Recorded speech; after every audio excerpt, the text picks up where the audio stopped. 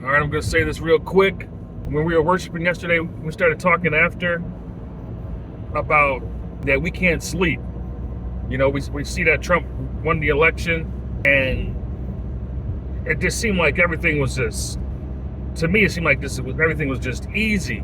Like it was like too easy.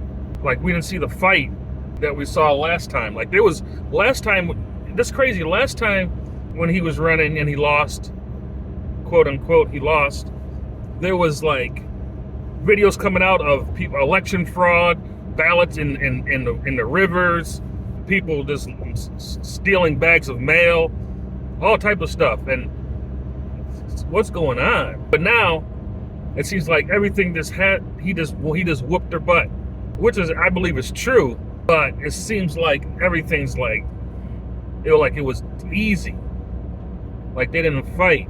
But I'm just getting like, understand the devil is always sneaky, doing something behind his back.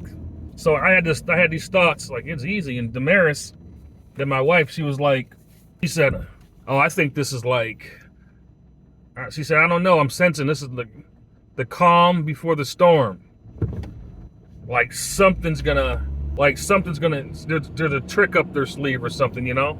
And that's where we pray against what, when you sense something, you pray against it. We prayed against we prayed against things in our, in our life, in our home, in our city, and things didn't manifest. The enemy didn't manifest. So we're just thinking like, man, something's going on. Something's going on in the spirit. So it's like, this is not the time to like relax and say, oh, Trump got in, we can breathe now. It was nice. It was a good moment for 24 hours. Now it's time for the church to really pray. And I'm get out of your bubble. I'm gonna make another video. Just like a short video, but I'll say it in here too. I'm sensing this, that churches really need to prepare their people to have, what's going on there? To have church, what is that? To have like a church set up in their home. Like, pastors, take the time out, go to your congregation's home and set up church there. It's sometime, I don't care what they have to do, set up some type of place where they can just have church. However, how that looks like to you. However, how it looks like to you guys that are listening.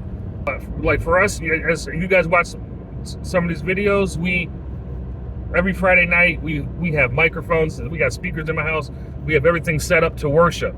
We do that every Friday night. So it doesn't have to be to that extent, but there should be some type of setup and a day or a time your family gets together and you press in and pray and you worship, just like you would do inside a church. Do it in your home, set it up. And any leaders out there, encourage your people to do this. Don't just be comfortable with them coming on Friday, Saturday, Sunday, whatever days you guys have a gathering service. It's crazy, man. It's crazy when you think about it. Like, all these people that been going to church for all these years, and in their heart, they're like, I wonder if it was like that when Jesus was like walking the earth. Like, some people just didn't understand what he was saying, and then when he said something, they thought he had attitude or something. It was like, you know what? I don't like this guy. I don't like this guy. I don't like how he's talking. Had to be some people like that, but it's like, it's crazy. It's like, man, in the same way, and even in Jesus' time, some of those people were going to sit to the synagogue for years. I'm just thinking about it. They probably was going there for years to the synagogue, and then they're going there and they're not getting any understanding.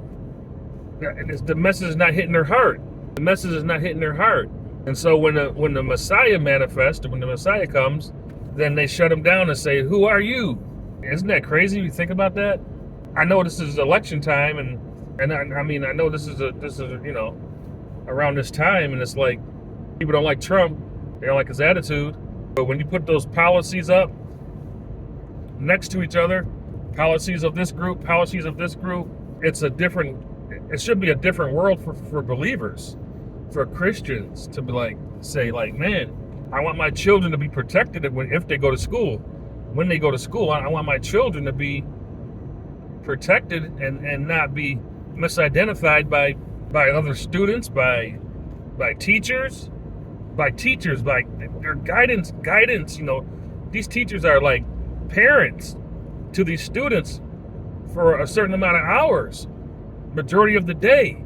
So you got to think of it like that. Like, these parents and these teachers are the students' parents. They're guiding them, So I know people are sick of hearing about it, but it's so true. And I know that the church is like, hear no evil, see no evil. And let me just, be a part of what I want to be a part of. I mean, that's been happening for years.